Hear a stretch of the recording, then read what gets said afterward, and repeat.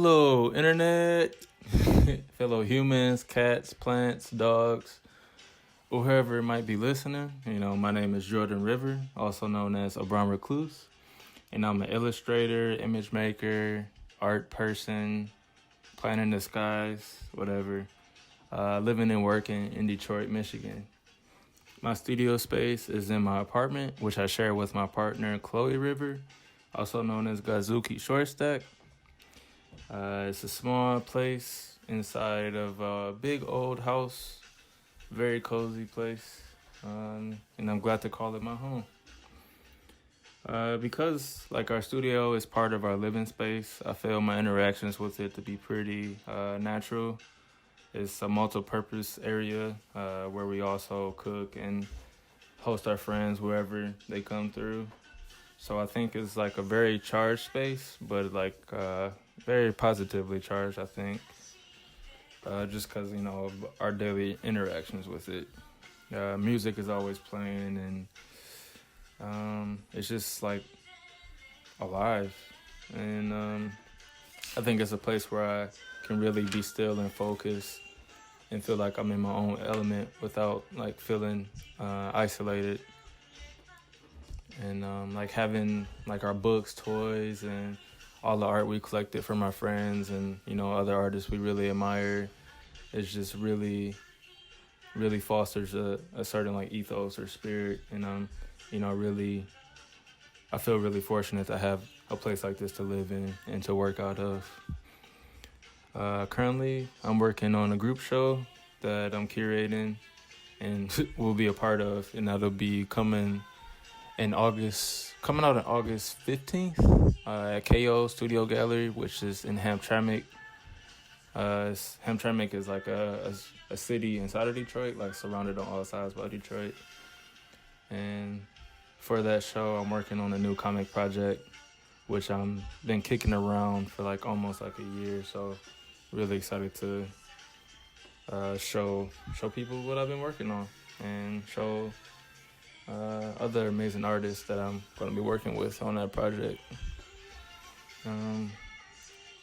So as far as rituals go, like I said, I'm always listening to music, whether I'm making art or just anytime I can, I'm trying to have something good playing.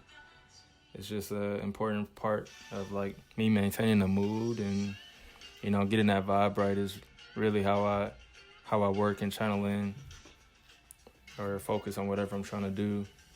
A lot of times, I just take a little dance break to get whatever jitters I got out, or just when that jam comes on, sometimes you're feeling it, so you gotta hit you a little step or two and then get back to feeling it with your visual pursuits. So that's cool, and as far as tools, I work primarily analog. I would say 90% of my process is analog. So, I have drafting pencils and microns, basically. And I work on Stonehenge printmaking paper. I really like the texture and how you can work on it.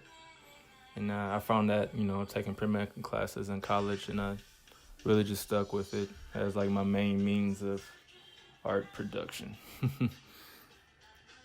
And I would say during the COVID or coronavirus pandemic, that in terms of social distancing, that hasn't necessarily impacted my physical process, just because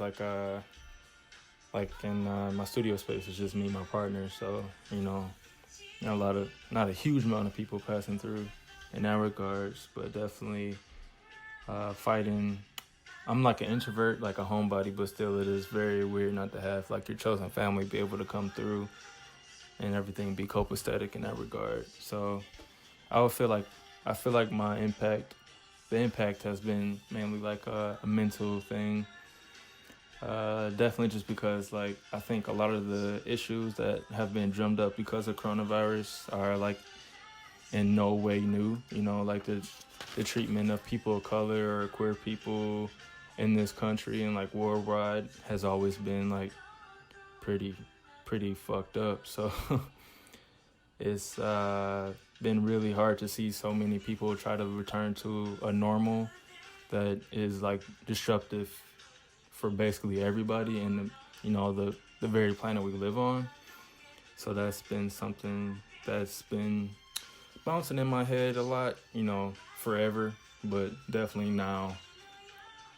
And I just hope that through this, people have a chance to really reflect or, check yourself before you wreck yourself, even though, shit's been fucked since jump, but still, you hope that people can see a better way out of this, a better way than they've been shown. That things have to be, because it doesn't, have to be like this. It's just how many of us have to die for, people to see that there's fundamentally something wrong with normal.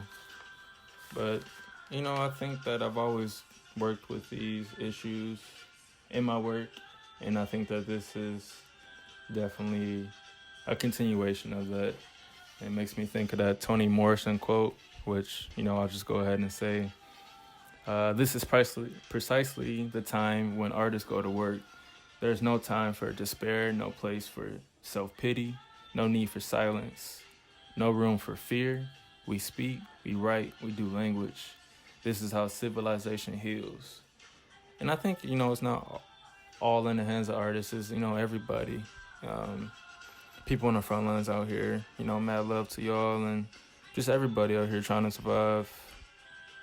But yeah, I mean, that's my process and that's me, and thank you for stopping by, and I see you around. Peace.